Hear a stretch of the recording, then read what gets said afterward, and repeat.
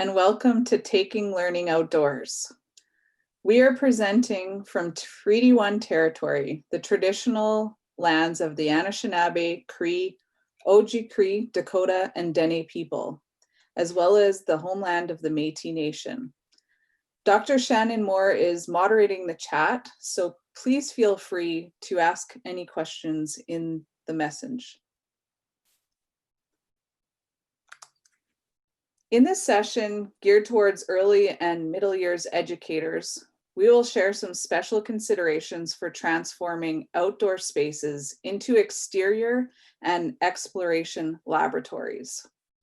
We are a multidisciplinary team, bringing perspectives from the classroom and the design studio. You may range geographically around Eastern Canada, with some diverse school divisions and board policies and practices.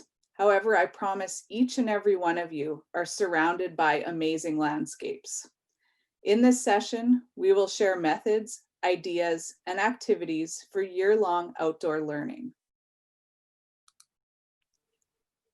We are a little studio based in Manitoba. We usually create designs and work with stakeholders on commercial projects.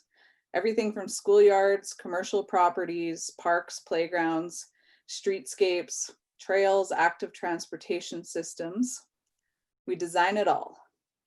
During our 6 years of business, we've had the privilege of working with many schools, divisions, and Evergreen Canada, helping to bring design concepts, manage construction projects, and develop guidelines for greening school grounds and outdoor learning.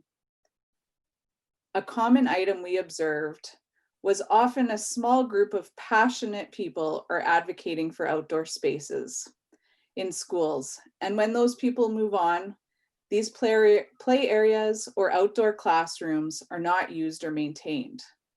We surveyed teachers to establish what was much needed, is a dedicated place to meet curriculum goals. During the confines of a school period, it's difficult to imagine how to meet these goals, all while managing a classroom and navigating outdoors. This was the missing link that led to the creation of Land Ed program. So nature is full of complex and interrelated systems. Learning from the land can truly be a meaningful experience. Land Ed, which is a combination of landscape and education. Our goal is to provide educators with the tools and resources to feel comfortable taking their classes outdoors and establishing outdoors as an extension to the classroom. We've developed flexible curriculum-based lesson plans and several resources on our website. Our Little Blue STEM studio team consists of a multidisciplinary team of 5 amazing women, 3 of which are presenting today. So myself, Darcy Granov, Rachel Kumsty, who's a teacher candidate at the University of Manitoba, and Jane Hilder, who's a landscape designer. We have a diverse background of landscape design, landscape architecture, public engagement, and education. I'm now going to hand over the mic to Jane, who's going to introduce some considerations for successful outdoor places. Hi, everyone. This section is consideration for great outdoor places. To define great outdoor places, we can first define some terminology. Space and place are often used interchangeably, but we can differentiate the two in the way we interact with either. Space refers to a general area that is open for interpretation, and as an individual, we have not had a meaningful experience or formed an attachment to a space. Space has minimal design, but can still have identifiable boundaries. Places, on the other hand, are specific nodes in and around a space where we create our memories, have distinct experiences, and ultimately form our personalities through our connections to people, culture, and the landscape. Over time, space can become place through familiarity and repeated visits, and a well-defined space is more likely to be remembered as a place within our lives and hearts. Scale can also influence our definitions of place and space. A more intimate space is easier to imagine as a place, but a place can be as large as the city you grew up in. The distinction is in our relationship to the space in question.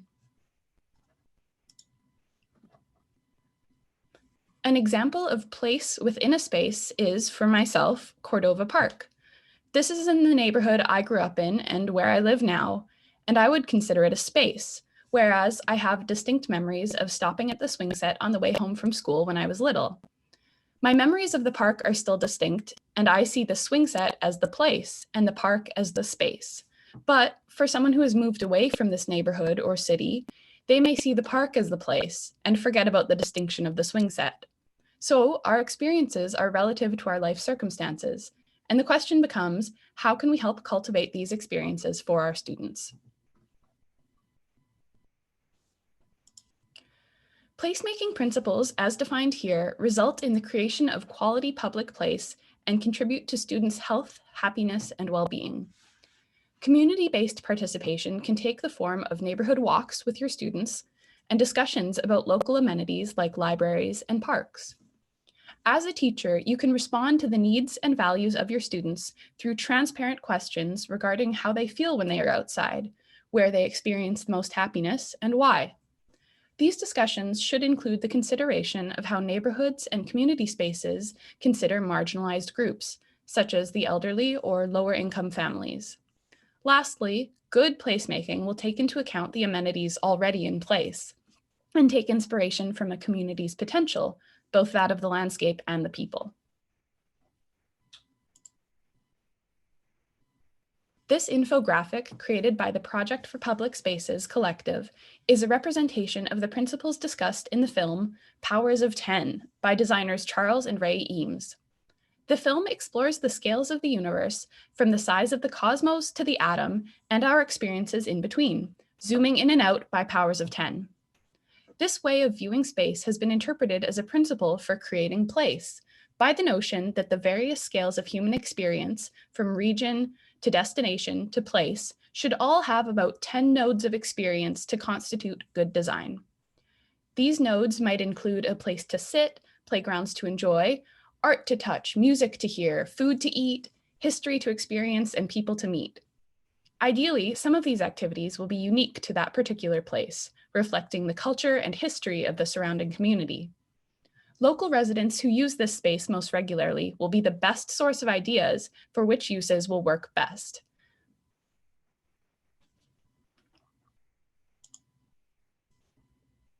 The power of 10 can be applied to the play structure, with at least 10 places to hide, climb, sit, talk, and survey your surroundings. When we are making more movable spaces, like outdoor classrooms, you can still consider the power of 10, as simply as, do students have different ways to sit, stand, and get comfortable for the most effective learning experience? The anecdotal memories and experiences of your favorite place can be broken down in a technical way, and understanding the technical components of a great place helps us replicate one when we are looking to design a schoolyard or a public park. This infographic also comes from the Project for Public Spaces, which is a nonprofit planning, design, and educational organization dedicated to helping people create and sustain public spaces that build stronger communities. Land Ed shares the same principles with this organization, focusing on creating great places and experiences for students and youth based on the principles represented here.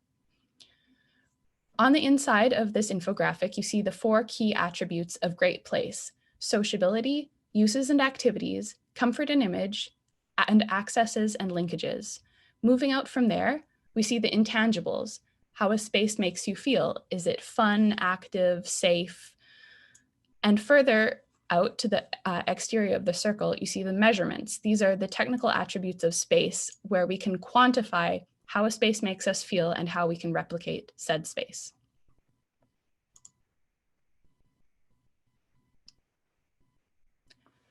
So I'll ask you to join me now in a memory experience where you can recall a time spent outdoors in your childhood that involves both place and experience. This is a great activity to run with your students to inquire and examine what makes a good place and why. This photo is Nestor Falls in the township of Sioux Narrows, Nestor Falls, Ontario. South of here is Rainy Lake, where in the summers of my childhood, I would go with my mother's family to boat out to one of the islands where my aunt has a cottage. We would go on boat rides around these islands, we'd fish, read on the island, and explore.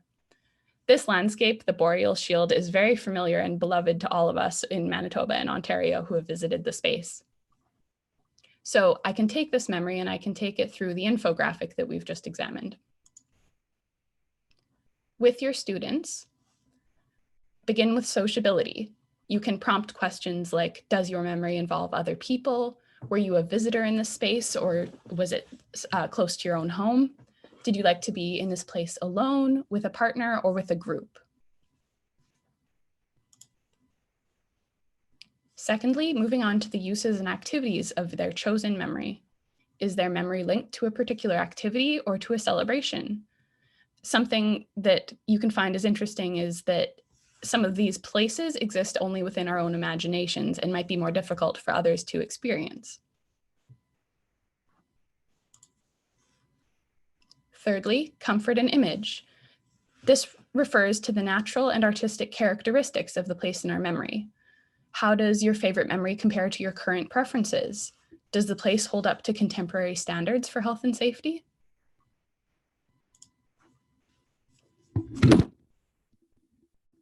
And lastly, you can ask yourself, can the experience you have in your memory occur year-round? How was this place physically connected to the space where you spent your everyday life? Was it easy and accessible to get to this place? Once you have asked yourself and your students to consider the layers of attributes and intangibles, you can analyze their experience using the measurements layer.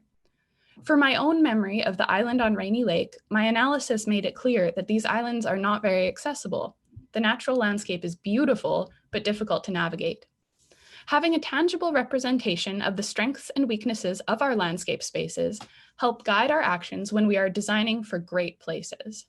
This is also a great resource to help support you when you are approaching administration or parent councils to discuss the need for improved place design.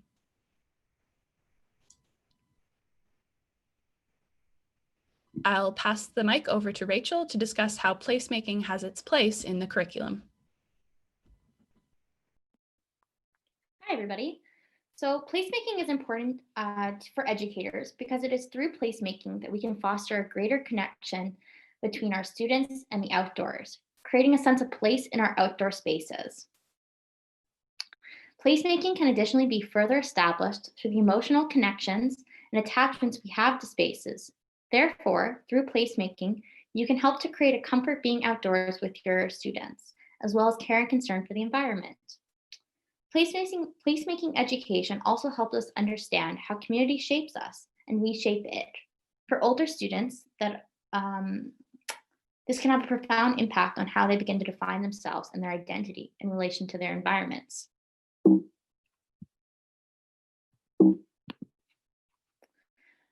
Manitoba, Ontario, and Quebec social studies curriculum supports placemaking. Specific learning outcomes from Manitoba early and middle years social studies curriculum position the environment and how we use it to orient ourselves as a key component of the curriculum. Additionally, senior years learning outcomes specifically look at how our relationship to place shapes our identity. In Ontario, grades 1 to 6 strand B of social studies specifically look at people and the environment, supporting the idea that humans and our experiences are deeply rooted in the environments that shape us. Similarly, in Quebec, geography, history, and citizen education looks at how our connections to local communities shape and define us. Place-based education connects learning in communities and provides students, teachers, families with many benefits that include learning is grounded in local contexts that provide relevant and engaging learning opportunities. It is through inquiry-based lessons and activities, learning can be student-centered and pique student interests. Students are challenged to see the world through a different lens or perspective they have not considered before, such as sociocultural, environmental, and historical. Through this, students can gain a better appreciation and understanding of the world around them. Learning this way is rooted in place-based pedagogy and can activate deeper learning outcomes as design and inquiry-focused thinking is encouraged. The quote on the screen reads, "Imagine a world with place-based education for every child, connecting learning locally, regionally, and ultimately globally, with multiple opportunities to interact with professionals, design solutions to real challenges, and skills to understand how the world through multiple lenses. These students are the citizens the world needs tomorrow." By adopting a place-based education rooted in outdoor and community learning and powerful learning practices, we can provide students with the tools and skills they need to be highly functioning, engaged, and informed citizens. Place-based learning is really possible anywhere. It does not need green, lush school grounds or lots of equipment. It can start with a simple idea or question that launches into a lesson that engages students in deep community-focused learning. A suggestion for learning to incorporate place-based pedagogy in your classroom can come from a simple task. Something as simple as looking out your window and noticing what you see can shift suddenly into what can you imagine. Something as simple as this can be taken a step further by asking a simple question. What changes have you noticed in your neighborhood or school community recently? In the last year, what features are new? What has disappeared? What would have been here historically? How has the landscape changed over time? These inquiry questions can be used to lead your students into a lesson. You can begin by challenging students to view the community from a different person's perspective and consider how the design of the community does or does not meet the needs of individuals in that area. Have students consider elements such as landscape, accessibility, access, and design of the environment from a perspective that is different than their own. Students can engage in a community and consider these elements. Upon completing the activity, have students consider and share what they noticed and how the community does or does not meet the needs of their perspective. At the end of the lesson, students can be encouraged to reimagine what is just outside their door by using technology such as Google Maps or Google Street View to plot out and design the elements they would like to see change in the area around their school and community. This lesson can be taken further by considering more complex elements of design, as well as socio-cultural, environmental, and historical lenses. You can facilitate this multi-lens, deep thinking approach connected to place-based pedagogy. I'm now going to hand it over to Darcy to talk about a little bit more about place-based pedagogy in design. We wanted to share this case study of a Laura Secord school here in Winnipeg. Their initiative was called Our Backyard, and it was very much community driven. They wanted to create a place where Laura Secord students and staff could have an educational experience that would be enriched with elements such as nature, music, gardens, and outdoor playscapes. The sod field had little relief or topography, no shade, and there was a very consistent plain of sod or grass.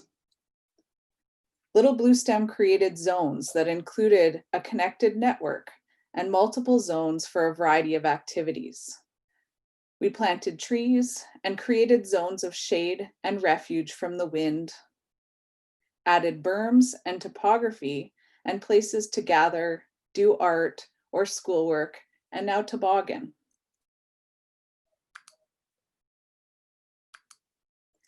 We created a place people want to spend time in.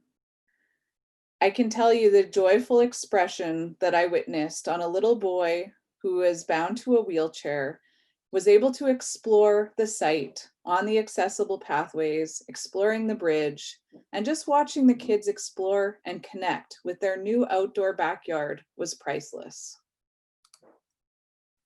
Recalling the placemaking diagram, we've created zones and spaces evocative of a variety of uses. So you can see it's fun, interactive, friendly, cooperative. That's also very much green. It's sittable with a variety of different places to sit, picnic tables, logs, benches. It's also attractive, accessible and walkable, and very connected to the community. COVID regulations have imposed new challenges for schools. With the added layers of the quadrants to keep cohorts separate, the schoolyard has become very segmented. I would encourage you to push the boundaries and explore the entire public realm and surrounding community. Take your students for community walks, complete neighborhood surveys, start to interact with the outside environment. With most of the people in the current world living in urban centers, it's really important we ensure the connection of nature.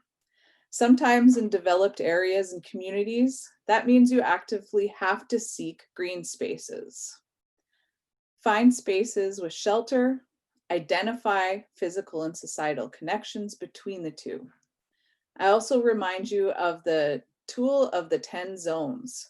So whether you're within a quadrant or in your community, find these special places to spend time in. I would be remiss to not mention our Canadian winters. There are most certainly design principles that create tips for impractical weather. It's really important to block the wind, prevent those prevailing winds and the downdrafts, maximize exposure to sun, use color to enliven the winterscape, and add visual interest. By designing the correct infrastructure to support winter life outdoors, you can greatly improve comfort and access in cold weather, and really critically extend the shoulder seasons into usable, friendly space. The next diagram is a quick little three-dimensional view, and it's helpful to start considering things like wind, color, sunshine, lighting, and other winter infrastructure that can become pop-up interventions in space. So whether it's posts to hang temporary shelters, warm-up stations, or even piling the snow to define space and create shelter, please consider this. Use this little diagram to start evaluating the conditions you have and find your prime places to hang out in the winter months.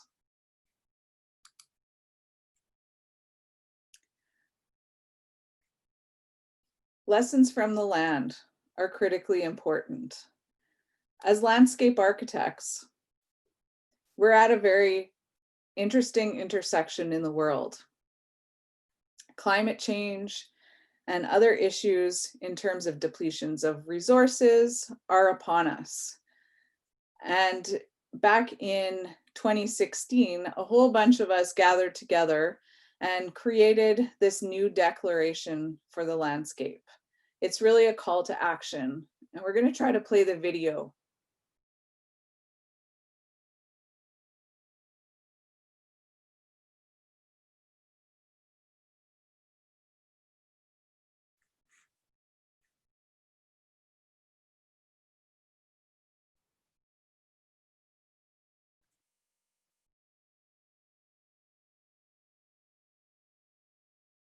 Rachel, you might have to unmute.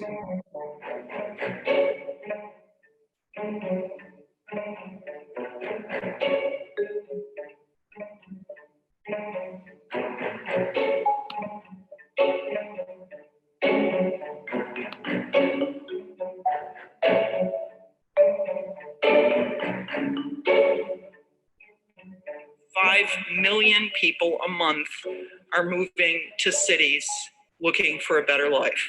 The Anthropocene age is, of course, upon us, and we, humans, are its defining species. If there is the age of engineering and then there is the age of architecture, this is the age of landscape architecture.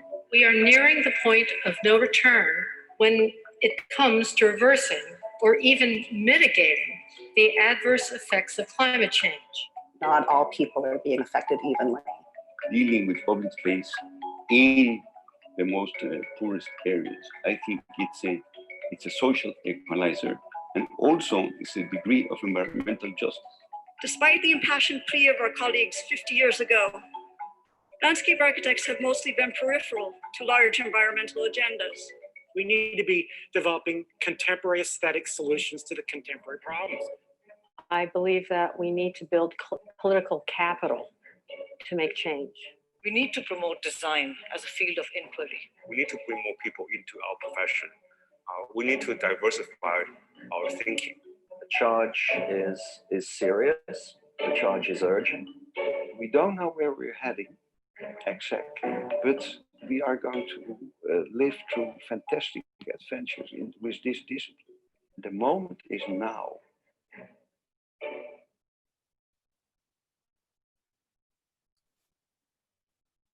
So the current way of being, living, and exploiting the world has to change. We believe strongly that learning from the past and learning from ways of knowing is really critical. Sorry. We'll just wait a second till we get the video to stop playing.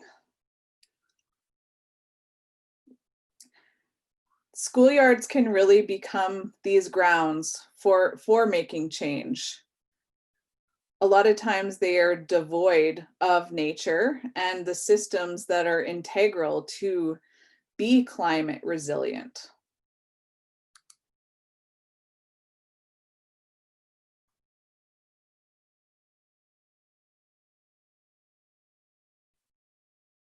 So Indigenous people have been providing land-based education for centuries. Colonialism and residential schools have systematically disrupted the tradition of land-based learning in many scenarios. During this really important time of reconciliation, it's important to recognize diverse ways of knowing. The Indigenous perspective recognizes more than human relations and communities, and extends this relationship to things like plants, rocks, and animals. There's a special consideration for the future, thinking about ancestors 7 generations down the line. It's a very important lesson for all students and humans to learn, to think about future generations. In terms of gathering capital for social literacy, it's really important to start understanding and reflecting on history, geography, and biology.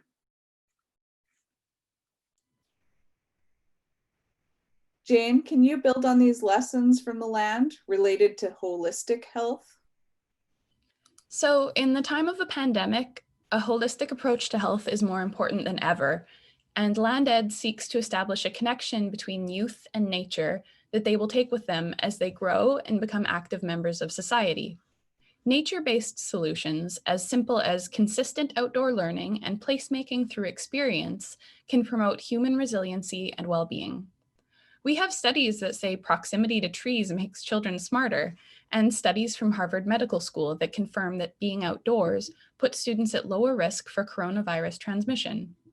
The confidence, creativity, and imagination in outdoor play that teachers can foster in their students will strengthen their mental and physical health for the rest of their lives. This infographic represents a child-centered approach to placemaking, acknowledging that students have emotional, physical, social, and cognitive needs to become well-rounded people. We can support these needs through fixed design, like play and climbing structures, and movable components, like furniture and natural materials, like leaves and twigs, that students can move and rearrange to turn space into place.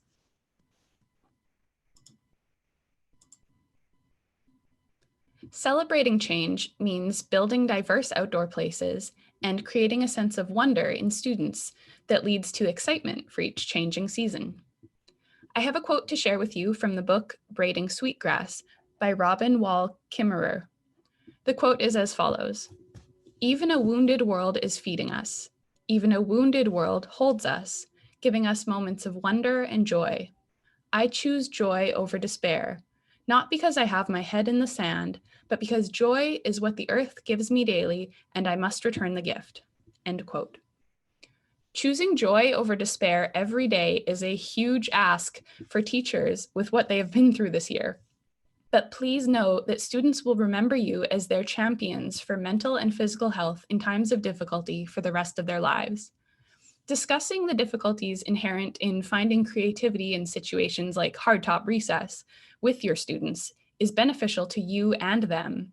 Creating a culture of honesty and reminding the students that we are in this together will help guide you as a team through the changing seasons.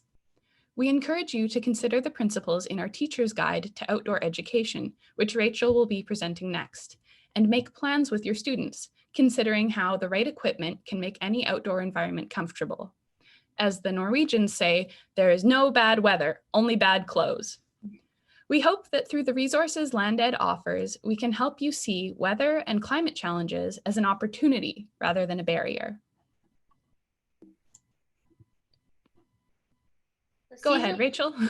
Seasonal successes and wonder. A wonderful free resource available on our website is our brief introduction to outdoor learning guide. Our teacher's guide covers ways to make the outdoors as comfortable as your classroom. Through placemaking and place-based pedagogy as well, it provides strategies to manage your class outdoors, as well as tips and tricks to help facilitate safe and successful, meaningful outdoor learning. Additionally, we outlined how to make your own outdoor kit for your classroom to help enhance your outdoor learning experience.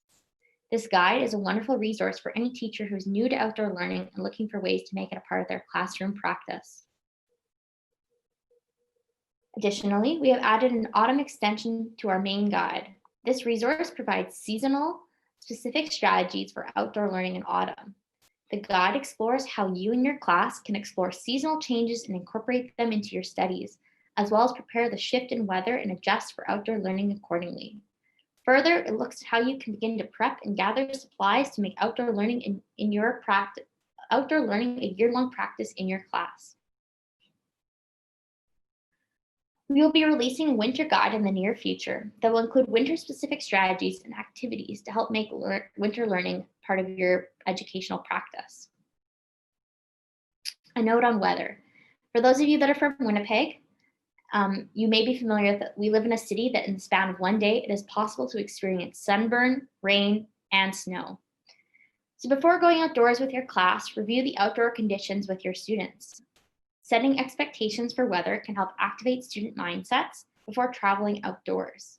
Additionally, establishing early on that rain is just really water. It will help extend periods for which you and your students can partake in outdoor learning. Use your judgment and consult with other teachers and administrative staff your plans and intentions for traveling outdoors with your class. Working with admin and other teachers, as well as your custodial staff at your school, is one of the biggest resources you have available for facilitating successful outdoor learning. Like I mentioned, winter is a perfect time and there's so many wonderful learning activities that are available to be done in the winter. It's a perfect time for snow art. Like Darcy mentioned, incorporating those colors and beautiful wonder that we can only really incorporate in the winter. Between snowfalls, what can you and your class find signs of animals that have been in your school's area or community?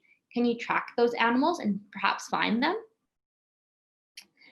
Can you study and observe how animals and people's winter routines differ from other times of the year? As well, you can use winter to begin prepping and brainstorming for spring. Planning for winter learning. So finding those sweet little spots to take your class. Even on the cold days, know the spots that you and your students can spend time outdoors no matter what. Even if you get to your students outdoors for 10 minutes increments throughout the day, that is better than no time outdoors at all. As we mentioned before, working with your admin is the best resource you have. As temperatures get cooler, review your school division's temperature guidelines and discuss the possibility of safely traveling outdoors even on the cold days. Consider the following as a way to integrate outdoor learning even on the cold days. Where is the sun at different times of day? Which way is the wind blowing? Can you find a spot that is protected from the wind? How can you and your class celebrate seasonal changes as opposed to viewing it as a barrier? From early on in the year, suggest with your students that they come to school each day ready to go outside. For some families, this may not always be possible. So having an extra supply of hats, gloves, and scarves in your classroom can help ensure that your class is ready to go outside each day. Going to Dollar Store or Value Village is always a good place to find these resources. So our lesson plans offer are specifically tailored to early middle years, but could easily be adapted for older students. They integrate environmental design and outdoor learning year-round, which make clear connections to the Manitoba Social Studies curriculum as well as science.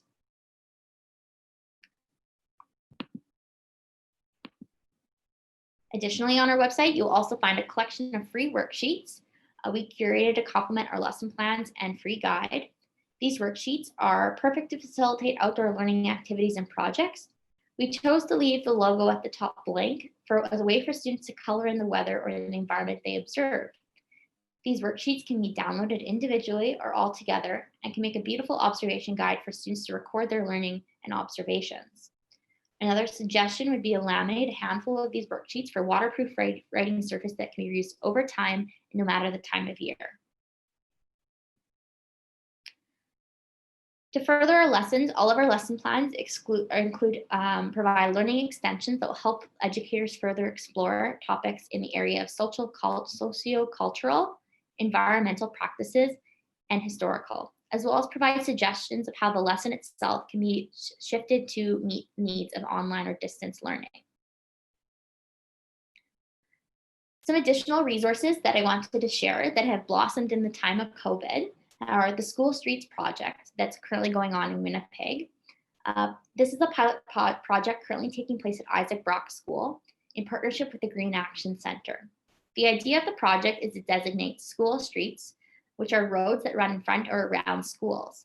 These roads are temporarily blocked off before and after school to create space for safe biking and walking to and from school. These restrictions remain in place during the school hours to create further space for students to learn and play.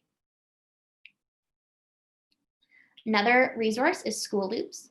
Winnipeg Trails Association has recently launched School Loops, a network of routes around the city of Winnipeg to create connections between communities and schools and encourage students to ride or walk to class, as well as classes to explore the communities that surround their schools. The School Loops website notes that School Loops seek to elevate human-powered movement in the neighborhoods to the next level. Each loop is mapped to connect a small group of schools together by some of the quietest ways, the secret paths, or the necessary connections available.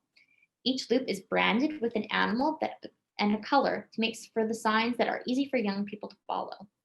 Each loop offers possibilities for geography class adventures, outdoor leadership teams, getting to and from school, and exploring the world or just smelling some fresh air. The third resource I wanted to share is Jane's Walk. In honor of Jane Jacobs, the grandmother of city planning, Jane's Walk is a global movement that is a community-based approach to city building that uses volunteer-led walking tours to make space for people to observe, reflect, share, question, and reimagine the places in which they live, work, and play. You and your class can use Jane's Walk to take part in already curated city walks or make one of your own. Select a route and research and create points along the way. Jane's Walk allows you to be your own tour guide and create your own community walk that others can enjoy.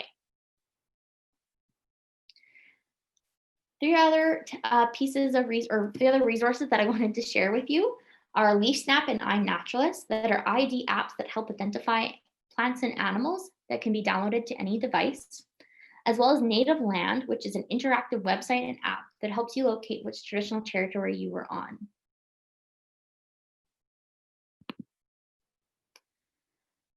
The third and final resource I wanted to share is our own YouTube channel, where we share our Teaching Tuesday videos. So in the spring, we launched Teaching Tuesday, which was a collection of educational videos that families or educators could use that were activities inspired by landscape, environmental design, as well as just in science and just fun to do at home.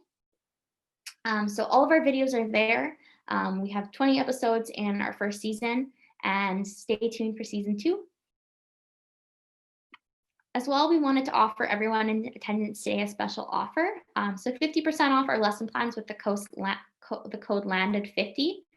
This code expires on November 1st, and our lesson plans can all be found on our website, www.littlebluestemla.com/landed. And I've been seeing the notification pop up. So I think we'll take some time to answer some of those questions, but please check out all of our social media platforms and connect with us. And if you choose to do any of our activities or lessons, we would love to see them. So please feel free to share those and tag us in that. So thank you for everyone attending today.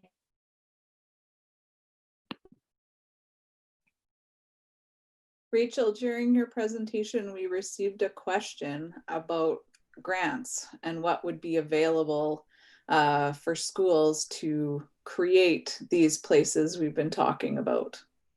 Awesome, yeah. So there is actually a lot of public grants available, and that might differ based on where you live. So if you live in a different province. We have actually a whole list of grants that are available for teachers to access educational, especially outdoor educational content. And I would love to share that list with you. So perhaps if you want to email me at landed@littlebluestemla.com, I'd be happy to share that resource with you. Yeah, and typically when we start working with schools to design spaces, we do a master plan and help them envision things, and then those drawings are often used to get the grants, which is generally highly successful. So were there any other questions coming in, Shannon? Yeah, about the contact information. So we've tended to that one about the grants. And I've been trying to encourage more questions. So maybe now that you're done your presentation, but I have a question as a social studies educator, and maybe Rachel, this one will be tossed to you. How do you see ways to incorporate this into the provincial curricula, some of the ideas that you've shared with us today?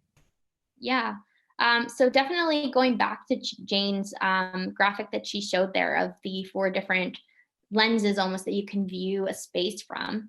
A way that you could use that is going into your own schoolyard and viewing your space through that lens and trying to connect to those 4 ways and the further, even broader ways that you could connect your space to your lessons and think about ways that you could use that space. Additionally, going out into your schoolyard and viewing your space from a historical lens, a sociocultural lens, putting those goggles on and really, really evaluating the space that you have and seeing what little things that you can to make those connections to your lessons that you're planning. Excellent. Again, I am on the chat, so if you have any questions, please add them in. Otherwise, I will continue to ask questions. Darcy and Jane, you both spoke of the importance of this education in this moment, and the conference is about teaching social studies through and COVID-19. So how do you think some of the philosophies that inform Land Ed are particularly important in this moment? Well, I think Jane mentioned in regards to health and mental health, all of us are impacted by this time. It's a global pandemic, and it's a very challenging time for many. And I really do believe nature and returning outside and connecting with the landscape has so many, not only lessons, but ways to really mentally prepare yourself and to move forward and to ground yourself really to be able to handle some of the challenges that are being thrown our way as educators, for sure. I would add to that something we discuss internally in Land Ed quite a bit is that no matter how much the world is changing and our social environment is changing, I mean, you can always go outside and look at the prairie sky and see the clouds go by and track the weather. And there are some things in life that you can count on, and nature is one of them. Thank you. We have a question from the audience around accessing the space place graphic that you showed at the beginning. I know this is one my teacher candidates really liked as well. Yeah, so for sure. Go ahead, Jane. we're too polite. Okay, so that's available on the Project for Public Spaces or Public Places, sorry, website. I'll just get the link and add it to the chat, unless Darcy, is that what you just did? I'm working on it. Okay, so that'll appear in the chat. They have a blog. I'm really impressed by their work, and something we try to do with LandEd on our Instagram page is whenever we've presented a topic that we'll try and tag someone who we also feel is doing a very good job. Like one of our most recent posts, we tagged Red Rising Education. So I think as we work to support educators, we should also be working to support people who are already out there doing a good job. Mm-hmm. I am just working to put those links in the chat that I'm managing, so folks can see them there if they're not having time to write them down. And then, sorry to interrupt you, go ahead. Oh, I was just gonna say, I also apologize for I'm sitting here like an idiot thinking the video was playing and realizing that my screen sharing was paused. So perhaps I don't have the link for that, but Darcy or Jane, perhaps you could post the link to that video in the chat so that people can go back and watch that, because there is some text that's shown there at the beginning that I think is really, really applicable to education and how we view how we're tackling education for sustainability and outdoor education. Absolutely. Yeah, and if I could ask for the TED Talk link that you showed to my class as well, because I think that one was really powerful as well. So I'll just put a bunch for the folks in the audience. I'm just going to post it as in the questions area, but it will just be links for you folks. I'm seeing that the space place graphic, you wanted the one where it's separated into the 4 different quadrants. I believe so, yes. Okay, that was an edit that I did myself. So if I can send, is there a place where we would be able to send a link to a file? I'm not sure, but if Rachel's email is on here, so if... Oh, great, yeah. Yeah.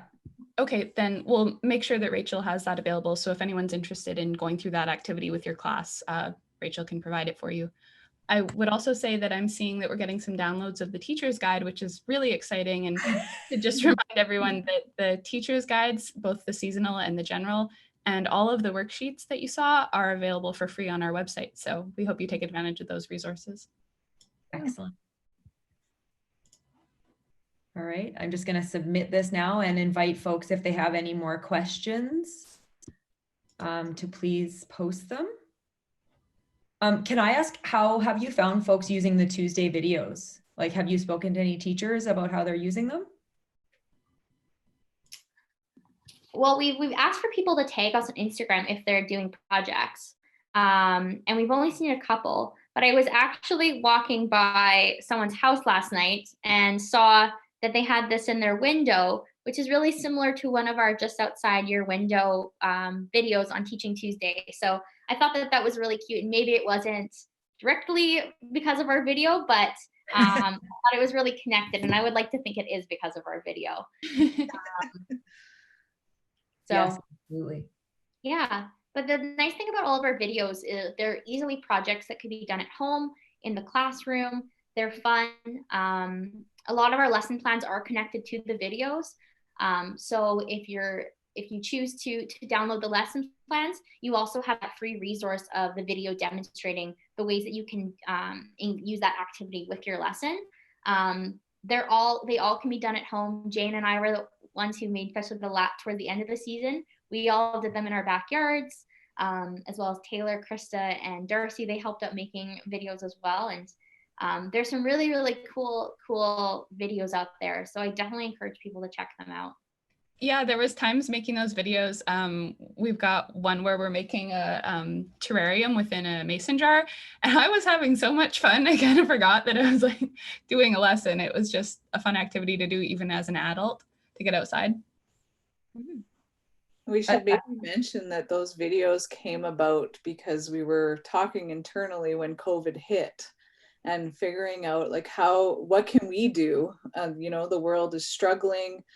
Students were home, my daughter was home. So trying to find ways that landscape architecture and land ed can start helping people during this challenging time. And that's where they really kind of came from at the beginning. Yeah, the greatest thing is that we want to support teachers in their courage to take their students outside. We don't want to tell you what to do, but just know that we have resources we would love to share with you.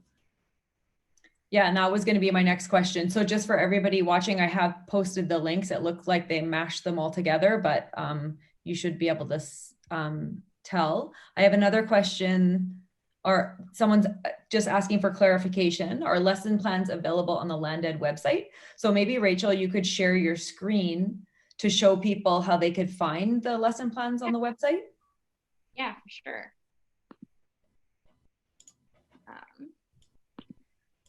Let me go to my browser.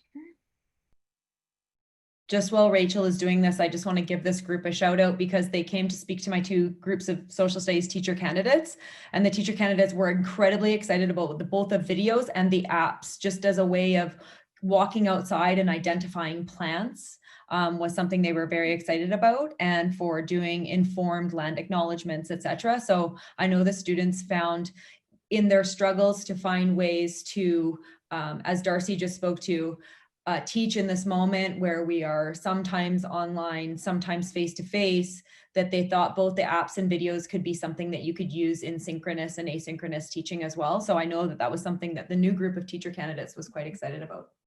Yeah. That's great to hear. Yeah. Awesome. Can everyone see my web browser? Yeah, okay, awesome. So you go to our website, littlebluestemla.com. You go up here at the top, you'll see a tab for LandEd. Click on that. You can see all about us, who we are, our different seasonal logos, how we begun, our partnership with Indigenous groups in Manitoba, as well as some of the projects that we have been involved in. So if you go back up to the top though, on the left-hand side, you will see a tab to go to our YouTube channel. So you can go to our YouTube channel that way, as well as you can click on the store. And in the store, you'll see all of our resources that we have available. So you can do all, and you can see them all at once, or you can break them down into what you're looking for. So if you click on free resources, you'll see our 2 guides, as well as all of our early years worksheets, all of our middle year worksheets, and then all of the worksheets divided up on their own. So you can kind of pick and choose what you want to download. As well as you can check out our early years lesson plans. So this is all of our early years lesson plans, as well as our early years resources. And the same for middle years. So the different lessons that we offer for middle years, as well as our middle years worksheets. And this can all be found on littlebluestemla.com/landed. And just a reminder that if you download any of our lesson plans before November 1st, you can use the code LandEd50 to get 50% off. Exactly. And Rachel, just while you're sharing your screen, just for a moment, because the Teaching Tuesdays, because they were so popular and you went through them and you've raised them, but do you mind showing us those and some of the topics you take up? For sure. I also would like to note that if you're in Winnipeg or Manitoba, that we also are offering workshops so that we could come and work with you in your class or your school as part of your class or your next school's PD day. We love working with teachers in schools, so we would love to partner with you and help you facilitate outdoor learning or better understand what you can do in your space. So please feel free to contact us if you were interested in that. But yeah, if we click on the link to our on our website to our YouTube channel, you can also search us on YouTube as LandEdMB. You'll find all of our videos. So our first video kind of uses snow and landscapes as a fun way to integrate kind of design thinking and learning. We have a few kind of art-based, such as land art and build a tree and photo shoot and shadow art. Jane shows us how to make a mason jar terrarium to bring green into your house or your classroom no matter the time of year.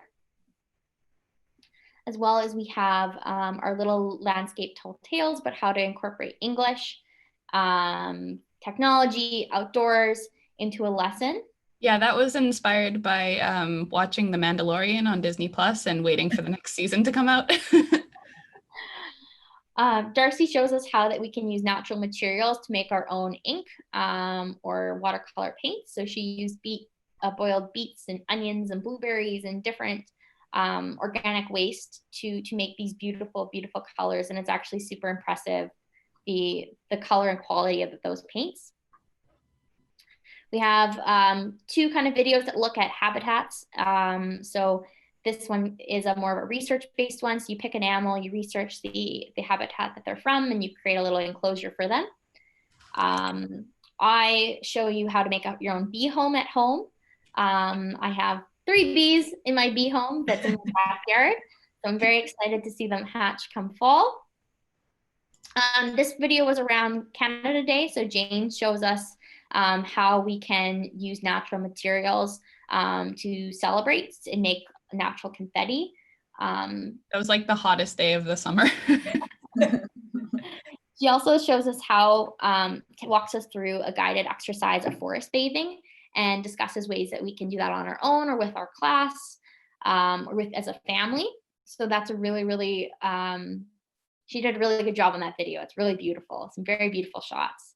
That was another example of bringing in other people's resources to help like reinforce our own beliefs. And there's a book called Forest Bathing, How Trees Can Help You Find Health and Happiness that I would really recommend for anyone interested in that. Yeah. And then we have a few lessons on that kind of incorporate science and ecosystems. So learning about how you can create your own water filtration using different materials. We may have a little bit of a mental health video about how to make sensory rain sticks that can work to calm and provide relaxation, as well as we have how to like incorporate creative cartography, hard words, into your practice. So that would be a really, really cool video to show and then to further use with your class, especially with like middle and senior years. We then also have like our outline window challenge that inspired one of our lessons, as well as some hula hoop taxonomy, how to like get really deep and close to areas and survey them and observe what you can see. And then we have some natural paint brushes. And our final video that capped off our final season was exploring Manitoba and how you can make your own paths and make your own tours, kind of similar to Jane's Walk, using Google Earths or Google Street Views. But we actually have a link to that map that we could probably share in the chat. Yeah, that would be great. And as we're nearing the end, we have 2 minutes left, and just there's been mixed reviews on whether it cuts off exactly at the end of the session or whether it allows us to go over. So I want to make sure we put up your contact information in case I haven't tended to any of the questions in the chat. I've tried to either ask them out loud or post them so that people can see the responses. But if I missed out on any of the questions, then this is your opportunity to reach out directly to LandEd. As Rachel was going through the videos, it made me think, for my peers that I have shared it with, they have really liked it, and it made me think of someone interested in media education and literacy, possibly having students create their own to add to this library of videos, because in learning to create videos themselves, there's a lot of media literacy that is part of social studies and is important for this moment as well. So Jane has also put in the chat that I can see that book again is Forest Bathing, How Trees Can Help You Find Health and Happiness. So I will try to get that into the chat that everyone can see, but otherwise you have the contact information on the screen. Is there anything you folks would like to say before we end the session? Just thank you. Yes. And thank you very much. I know all the work that you folks have put in this year. Okay, I'm going to end the session, and I'm going to put into the chat these few links that they are sending me in case they were not grabbed earlier. But thank you everyone for attending today, and have a lovely weekend. Bye.